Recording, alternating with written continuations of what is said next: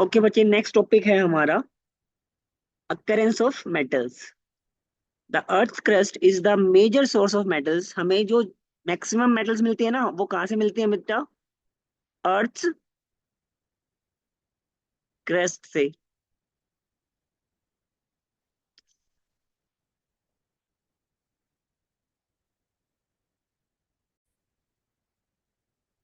Occurrence of metals. The earth crust is the major source of metals. तो metals हमें maximum कहाँ मिलती है बेटा? अर्थ क्रस्ट से मिलती है, ठीक है। सी water also contains some soluble salts such as sodium chloride, NaCl, magnesium chloride, MgCl2, etc. ठीक है। The elements or compounds which occur naturally in the earth crust are known as minerals। तो ये definition होगी किसकी? Minerals की। ये definition आप mark कर लेना, पूछी जा सकती है एक नंबर में। Define minerals. तो वो एलिमेंट्स या कंपाउंड्स जो हमें नेचर में अर्थ क्रस्ट से मिलते हैं। At some places, minerals contain a very high percentage of a particular metal, and the metal can be profitably extracted from it। अब कुछ जगह पे हमें जो मिनरल्स मिल रहे हैं ना, उनकी जो परसेंटेज है वो बहुत अच्छी है, बहुत ज्यादा है, of a particular metal. And the metal, और वहां से हम लोग क्या कर सकते हैं? मेटल को प्रॉफिट कमा के एक्सट्रैक्ट कर सकते हैं। आप क्या कर सकते हो? मिनरल से मेटल एक्सट्रैक्ट कर सकते हो। और इजी, अगर इजी प्रोसेस हो और प्रॉफिट भी हो ना, तो ऐसे मिनरल्स को हम बोलते हैं ओर्स। क्लियर है बेटा? यहाँ पे ओर्स कंफर्म है? ओर्स की डेफिनेशन भी पता होनी चाहिए क्या होता है। वो वाले मिनरल्स जिनसे हम लोग मेटल्स का एक्सट्रैक्शन इजीली कर पाए और प्रॉफिट भी कमा पाए। ठीक है। जैसे देखो, सिंपल है। मान लो आपको कोई मेटल मिली, उसको आप, उसके आपको मिल गए तीन मिनरल्स, M1, M2, M3। ठीक है। मान लो पहले से मेटल, मतलब कोई भी मेटल है M, वो एक्सट्रैक्ट करने के लिए आपको ₹5,000 लग रहे हैं फॉर एग्जाम्पल, सारी केमिकल प्रोसेस वगैरह यूज करके। दूसरे से लग रहे हैं फॉर एग्जाम्पल मेटल एक्सट्रैक्ट करने के, मैं कहता हूँ 10,000। और तीसरे से लग रहे हैं M3, मैं कहता हूँ सिर्फ ₹1,000। ठीक है। तो जो इजी हो, और ये वाला मेथड इजी वे है फॉर एग्जाम्पल। ठीक है। तो जो मेथड, जिस मिनरल से हम लोग इजीली मेटल को एक्सट्रैक्ट कर पाए और प्रॉफिट भी कमा पाए, उस पार्टिकुलर मिनरल को हम क्या बोलते हैं बेटा? कि वो उस मेटल का ओर है। ठीक है। देखो, हम लोग पढ़ते हैं ओम। ठीक है। इसका मतलब क्या है? सारे के सारे ओर्स तो मिनरल्स होते हैं, लेकिन सारे के सारे मिनरल्स ओम ओर्स नहीं होते। ये स्टेटमेंट क्लियर है बेटा? सारे के सारे ओर्स तो मिनरल्स होते हैं, लेकिन सारे के सारे मिनरल्स ओर्स नहीं होते। ठीक है? ये याद रखना है। नेक्स्ट देखो, नाउ एक्सट्रैक्शन ऑफ मेटल्स। ठीक है। हमने रिएक्टिविटी सीरीज के बारे में पढ़ा है मेटल्स की। Having some knowledge you can easily understand how a metal is extracted from its ores. सब metals are found in earth crust in the free state. Free state का मतलब आपको एज इट इज मिल जाती है। ठीक है। मतलब उसके साथ कोई चीज, कोई भी दूसरा एलिमेंट मिक्सअप नहीं मिलता। Some are found in the form of their compounds. Compounds का मतलब जैसे हम लोग बात करें, आयनिक कंपाउंड है सोल्ट, NaCl। ठीक है। तो यहाँ पे सोडियम क्या है? क्लोरीन के साथ मिक्सअप होकर मिल रहा है ना हमें। The metals at the bottom of the activity series are the least reactive. हमें पता है जो रिएक्टिविटी सीरीज के सबसे नीचे हैं, जैसे कौन कौन हो गया? सिल्वर हो गया, गोल्ड हो गया, प्लेटिनियम हो गया। ये सारी क्या है? लीस्ट रिएक्टिव मेटल्स हैं। So they are often found in the free state. तो जो लीस्ट रिएक्टिव होती हैं, वो फ्री स्टेट में पाई जाती हैं। ठीक है।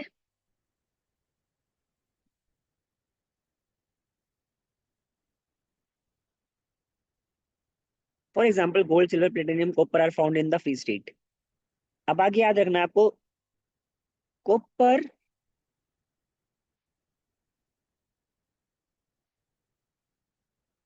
गोल्ड, सिल्वर, प्लेटिनियम, कॉपर, ये फ्री स्टेट में पाई जाती हैं। इन्हीं में से दो देखो, कॉपर और सिल्वर, ये कंबाइंड स्टेट में भी पाई जाती हैं।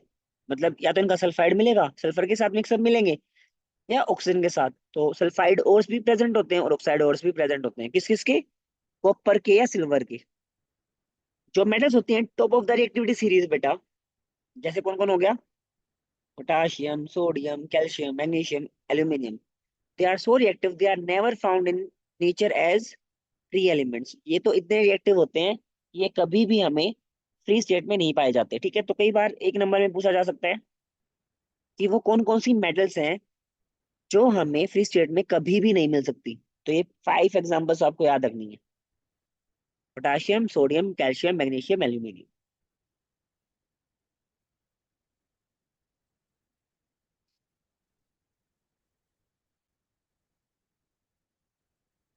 नेक्स्ट देखो,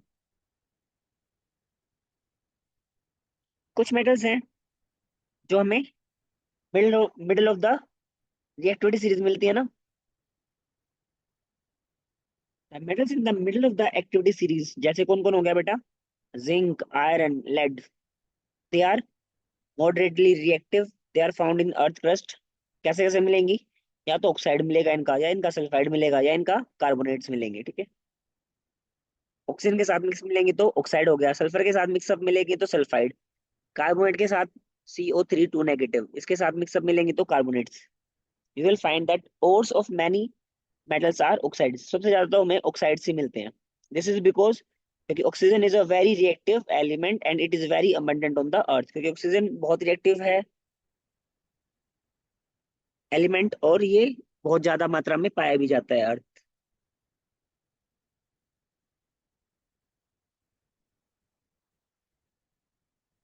ठीक है, यहाँ तक कोई डाउट है बेटा, पूछो।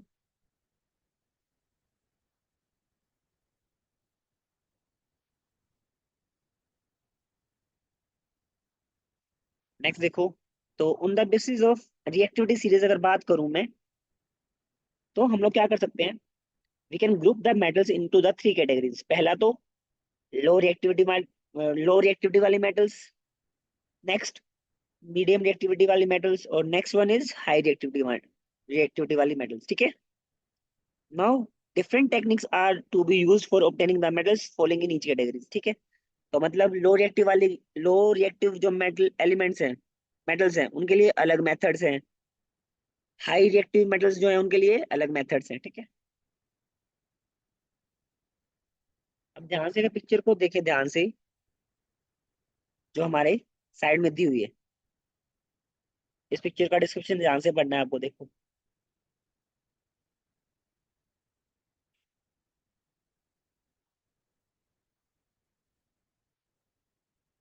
जो भी रिएक्टिव मेटल्स होती हैं, जैसे कि potassium, sodium, calcium, magnesium, aluminium, इनके लिए कौन सा मेथड यूज करते हैं हमेशा, इलेक्ट्रोलिसिस। कुछ क्या है, मीडियम रिएक्टिव जो है, उनका क्या करते हैं, रिडक्शन कर देते हैं यूजिंग कार्बन।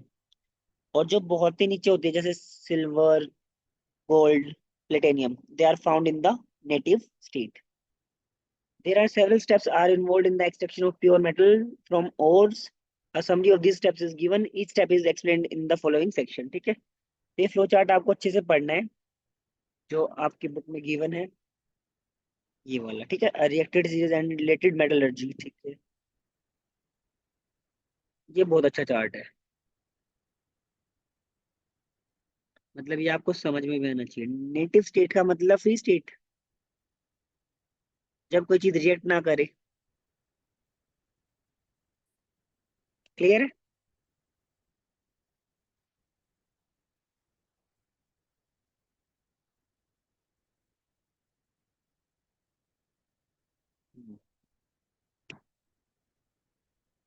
फ्री स्टेट का मतलब अकेला, किसी चीज के साथ कंबाइन होके ना मिले। अर्थ क्रस्ट पे कुछ ऐसे एलिमेंट्स हैं जो हमें एज इट इज मिल जाते हैं, वो किसी चीज के साथ कंबाइन नहीं मिलते। जैसे यू कैन से गोल्ड, ठीक है, प्लेटिनियम, सिल्वर,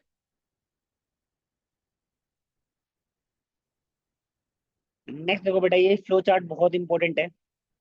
देखो, सबसे पहले हम लोग किसी net state is equal to free state, हाँ, नेट स्टेट बोलो फ्री स्टेट बोलो एक ही बात है।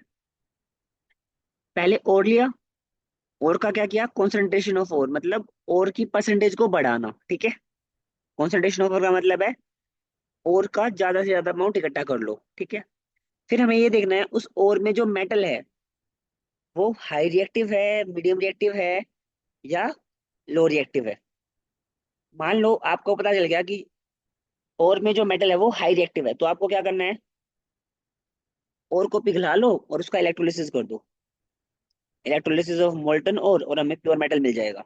तो ये तो स्टेप हो गया किसके लिए, जब हमारे पास और प्रेजेंट है किसी मेटल का और वो मेटल बिलोंग्स करती है top of the reactivity series, ठीक है। अगर लो रिएक्टिव है तो उसका सल्फाइड और मिलेगा, मतलब सल्फर के साथ मिक्सअप। तो क्या कर देना, उसकी रोस्टिंग कर देना, उसकी मेटल मिलेगी और उस मेटल की रिफाइनिंग कर देना, ठीक है। अब यहाँ पे ध्यान सकते हो, ध्यान से याद रखो, रुपीज का सिंबल हम क्या लिखते हैं, RS। तो हमेशा जब भी सल्फाइड और होगा ना, तो उसकी क्या होगी बेटा, R से रोस्टिंग। एक चीज और भी याद कर सकते हो, देखो कैसे याद करने का तरीका है, सिंपल है। रोस्टिंग में देखो, ROS, ठीक है ना। SO मतलब स्पेलिंग को अगर थोड़ा रिवर्स ऑर्डर में पढ़े, S से हो गया सल्फाइड, O से हो गया और, सल्फाइड और होगा तो R रोस्टिंग कर देना उसकी, ठीक है। तो जैसे आपको याद रहे आपको वैसे याद कर लेना है। मान लो अगर आपके पास जो मेटल का ओर है, वो जो मेटल है वो मीडियम रिएक्टिव है, तो आपके पास दो चॉइसेस बनेंगी। आपको ये चेक करना है कि कार्बोनेट ओर है या सल्फाइड ओर है।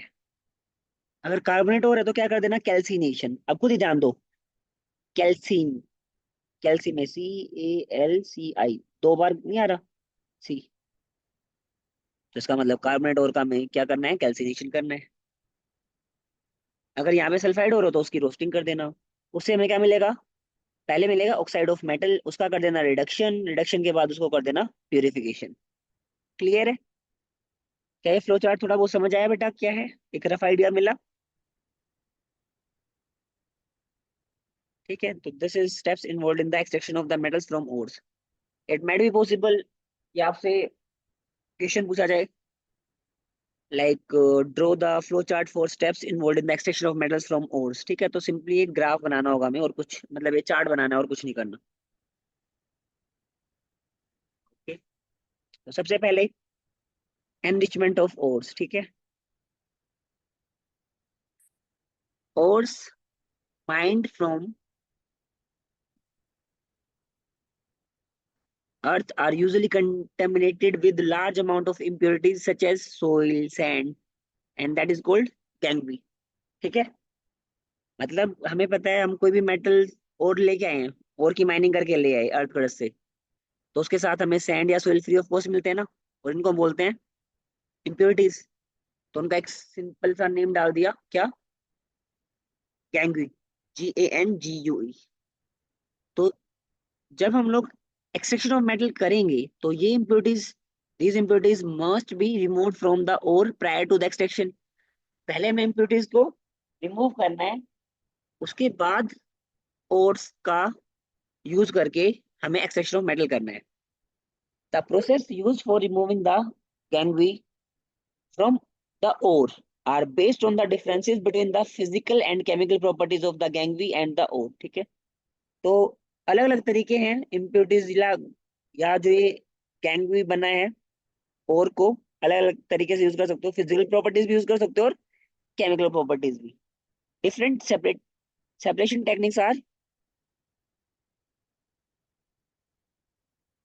अकॉर्डिंगली एम्प्लॉयड, मतलब यूज किया जाता है अलग अलग टेक्निक्स का। तो वो कैसे किया है देखो, सबसे पहले अगर जो हमारी मेटल्स हैं वो क्या है बेटा, दे आर लेस रिएक्टिव, तो क्या करेंगे, metals low in activity series are very unreactive, मतलब वो जनरली किसी के साथ रिएक्ट ही नहीं करती। तो जो ऑक्साइड्स हैं, oxides of these metals can be reduce to metals by heating alone, simply क्या कर दो, हीटिंग कर दो। फॉर एग्जाम्पल सिनेबार, देखो सिनेबार का फॉर्मूला HgS, ये क्या है? मरकरी का सल्फाइड है बेटा, दिस इज मर्क्यूरी सल्फाइड, ठीक है। It is an ore of mercury. इसको जब हमने हीट किया, मैंने it is heated in air, it is first converted to into mercuric oxide. पहले जब हीट किया एयर में, तो क्या होगा, मरकरी का जो सल्फर है, सल्फर गायब हो जाएगा, वहां पे आ जाएगा ऑक्सीजन। फिर मरकरी ऑक्साइड को रिड्यूस कर देंगे, रिड्यूस का मतलब ऑक्सीजन रिमूव हो जाएगी to mercury on further heating. तो ये देखो रिएक्शन लिख देंगे। ये होगा सिनेबार सॉलिड फॉर्म में, प्लस ऑक्सीजन गैस की फॉर्म में हीट कर दो, सल्फर हट गया, ऑक्सीजन आ गया, प्लस SO2 गैस है, एनवायरमेंट में चली जाएगी। उसके बाद ये जो बना है मर्क्यूरिक ऑक्साइड सॉलिड फॉर्म में, इसको भी हीट करो, मरकरी आपको लिक्विड फॉर्म में मिल रही है, प्लस ऑक्सीजन गैस निकल जाएगी। सिमिलरली आप कॉपर जो मिलता है कॉपर सल्फाइड की फॉर्म में Cu2S, in nature can be obtained from its ore by just heating in the air. ये रहा Cu2S plus 3O2, gas heat किया पहले, सल्फर हट गया, और क्या बन गया, यहाँ पे क्या आया, ऑक्सीजन आ गया ना, देखो यहाँ पे आ गया ऑक्सीजन। तो cupric oxide plus sulphur dioxide बाहर निकल जाएगी। अब क्या किया, इस कॉपर ऑक्साइड में कॉपर सल्फाइड को ऐड किया, फिर से हीट किया, तो आपको 6 मोल्स ऑफ कॉपर मिल गई सॉलिड फॉर्म में, प्लस सल्फर डाइऑक्साइड बाहर निकल गई। इज इट क्लियर बेटा? अब जो आपको और मिला है उसमें जो मेटल है ना, that metal belongs to the middle portion of the reactivity series. तो extracting metals in the middle of the activity series, metals in the middle of activity series, iron हो गया, zinc, lead, copper, they are moderately reactive, मतलब थोड़े बहुत reactive है ना वो, ना कम है ना ज्यादा है। These are usually present as sulphides और कार्बोनेट्स। नेचर में ये हमें दो फॉर्म में मिलेंगी, या तो आयरन के साथ सल्फर मिक्सअप मिलेगा, या आयरन के साथ कार्बोनेट मिक्सअप मिलेगा, ठीक है। ये हमें नेचर में ऐसे पाया जाता है, मिलते हैं। It is easier to obtain a metal from its oxide as compared to sulphide and carbonate. तो हमने पिछले वाले केस में देखा था ना, अगर कोई भी मेटल है उसका ऑक्साइड बन रहा है, ऑक्सीजन के साथ मिक्सअप करवा दो, तो सिंपल है कि उसका रिडक्शन करवा दो, तो आपको सिंपली मेटल मिल जाती है। तो ये प्रोसेस इजी होती है। देयरफॉर प्रायर टू रिडक्शन, तो रिडक्शन से पहले हमें क्या करना पड़ेगा, जो मेटल का सल्फाइड है या मेटल का कार्बोनेट है, उसको हम कन्वर्ट कर देंगे किसके अंदर, मेटल के ऑक्साइड में। सल्फाइड और को अगर मेटल के ऑक्साइड में कन्वर्ट करना है, तो heating strongly in the presence of air, excess air, ठीक है। And this process is known as बेटा रोस्टिंग। तो यहाँ पे आपसे एक नंबर में पूछ सकते हैं रोस्टिंग क्या होती है। आपको कोई इंटरमीडिएट रिएक्टिव मेटल मिली सल्फाइड या कार्बोनेट की फॉर्म में, तो जो सल्फाइड पोर्स मिले हैं उनको हम कन्वर्ट करते हैं ऑक्साइड्स में by heating strongly in the presence of excess of air. Air बहुत ज्यादा होनी चाहिए, ठीक है। तो इस प्रोसेस को हम क्या बोलते हैं बेटा, रोस्टिंग। कार्बोनेट और जो है वो चेंज हो जाएगा किसमें, ऑक्साइड में, by heating strongly in the limited air. जो कार्बोनेट और मिला था उसको भी ऑक्साइड में चेंज कर सकते हैं, लेकिन अब की बार heating strongly in the limited air. तो अगर लिमिटेड एयर में करें तो उसका नाम क्या होगा बेटा, कैल्सिनेशन। क्लियर है बेटा, यहाँ डिफरेंस पूछा जा सकता है, ये डेफिनेशन भी आपको क्लियर होनी चाहिए। What is calcination, what is roasting? Chemical reaction that take place during roasting and calcination of zinc ores can be shown as, ठीक है। तो रोस्टिंग की देखो, जिंक सल्फाइड सॉलिड फॉर्म में, ऑक्सीजन हीट किया, सल्फर हट गया, यहाँ पे ऑक्सीजन आ गया, जिंक ऑक्साइड बन रहा है, सल्फर डाइऑक्साइड। कैल्सिनेशन में देखो, जिंक कार्बोनेट सॉलिड फॉर्म में हीट किया, कार्बोनेट हट गया, यहाँ पे क्या बच गया, सिर्फ ऑक्सीजन प्लस कार्बन डाइऑक्साइड। अब देखो ये भी मेटल ऑक्साइड है, जिंक ऑक्साइड, ये भी जिंक ऑक्साइड। तो metal oxide then reduce to corresponding metal by suitable reducing agent. कुछ रिड्यूसिंग एजेंट यूज कर लेना, जैसे कि carbon. For example when zinc is oxide is heated with carbon, it is reduce to metallic zinc, तो हमें totally zinc मिल जाएगा, ठीक है। आगे वाली रिएक्शन एक बार देखो, बहुत इजी है, कुछ ज्यादा मुश्किल नहीं है, ठीक है। तो ये वाली रिएक्शन आप देख सकते हैं, जिंक ऑक्साइड सल्फ सॉलिड की फॉर्म में प्लस कार्बन सॉलिड की फॉर्म में, ऑक्सीजन कार्बन के पास चला गया, तो जिंक सॉलिड फॉर्म में मिल गया plus carbon monoxide. You are already familiar with the process of oxidation and reduction. Reduction का मतलब क्या होता है? Removal of oxygen. अगर मैं इस कॉन्टेक्स्ट में बात करूं तो it can be addition of hydrogen also.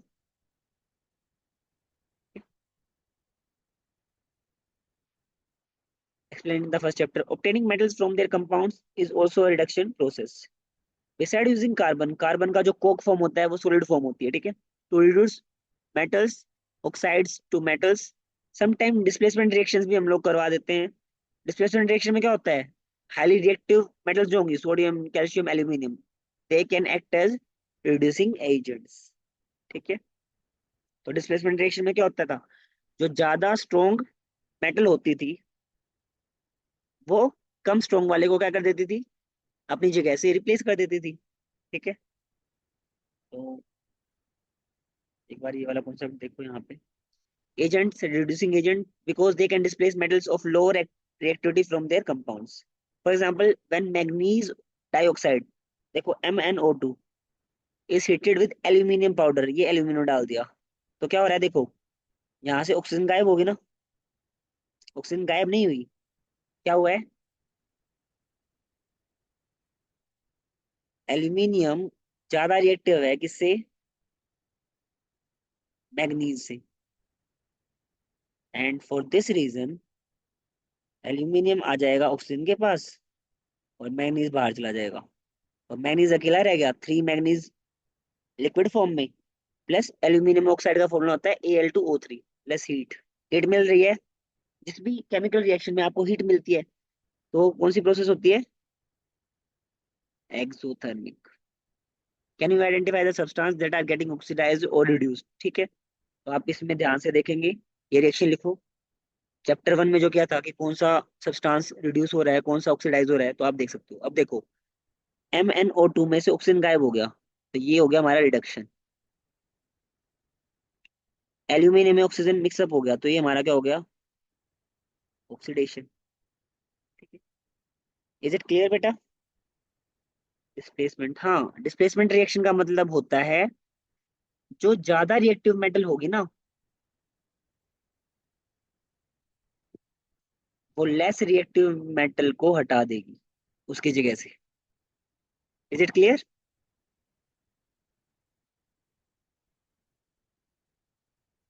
More reactive metal will replace less reactive metal from its compound or substance. These displacement reactions are highly exothermic क्योंकि देखो हमेशा हीट मिलती है। The amount of heat evolved is so large that metals are produced in the molten state. इतनी ज्यादा heat होती है कि हमेशा मेटल हमें कौन सी स्टेट में मिलेगी? लिक्विड स्टेट में, पिघली हुई मिलेगी हमेशा, मोल्टन स्टेट, ठीक है ना। In fact reactions of iron 3 oxide, जिसका फॉर्मूला आता है बेटा Fe2O3 with aluminium is used to join railway tracks और cracked machine parts। इस रिएक्शन का नाम है थर्मिट रिएक्शन। ये हो गया आयरन का ऑक्साइड प्लस एल्यूमिनियम। एल्यूमिनियम ज्यादा स्ट्रॉन्ग है किससे? आयरन से, तो यहाँ पे अटैक कर देगी आयरन। एल्यूमिनियम में आ गया, आयरन बाहर निकल गया लिक्विड फॉर्म में, प्लस हीट मिल रही है, ठीक है। तो इस वाली रिएक्शन को याद करने के लिए कॉन्सेप्ट है बेटा, मैथ्स में इमेजिनरी नंबर आता है जिसको हम बोलते हैं आयोटा, IOTA, ठीक है। तो कैसे आपकी हेल्प करेगा? आई का मतलब आयरन ऑक्साइड, ठीक है, ये रहा आयरन ऑक्साइड। ए का मतलब एल्यूमिनियम, इसमें मिक्स कर दो, तो जो रिएक्शन होगी ना उस रिएक्शन का नाम क्या होता है? थर्मिट। टी का मतलब होगा थर्मिट रिएक्शन, याद रहेगा। हाँ, रिएक्शन आपको खुद पूरी करनी है क्योंकि बेसिकली ये डिस्प्लेसमेंट रिएक्शन ही है और कुछ नहीं है। ये आयोटा कॉन्सेप्ट समझ में आया बेटा? आयोटा कॉन्सेप्ट समझ में आया या नहीं आया? तो ऐसे कुछ कॉन्सेप्ट बनाने पड़ेंगे आपको ताकि याद रहे। नहीं आया? ओके, दोबारा देखते हैं। देखो IOTA, IO का मतलब आयरन ऑक्साइड, ये आयरन ऑक्साइड है Fe2O3। ए का मतलब एल्यूमिनियम, ये रहा एल्यूमिनियम। तो ये हमारे क्या हो गए बेटा? रिएक्टेंट्स हो गए ना। तो जिस भी रिएक्शन में ये दोनों क्या होंगे? रिएक्टेंट्स होंगे, उस रिएक्शन का नाम है थर्मिट रिएक्शन। टी का मतलब हो गया थर्मिट रिएक्शन। रिएक्शन आप खुद पूरी कर देंगे क्योंकि रिएक्शन तो कैसे पूरी हो रही है? डिस्प्लेसमेंट वाले कॉन्सेप्ट से। एल्यूमिनियम स्ट्रॉन्ग ज्यादा है, तो यहाँ से जाके आयरन को हटा देगा, तो यहाँ पे एल्यूमिनियम ऑक्साइड बन गया और आयरन अलग हो गया। इज इट क्लियर बेटा? आप पिक्चर में भी देख सकते हो, thermite process for joining railway tracks.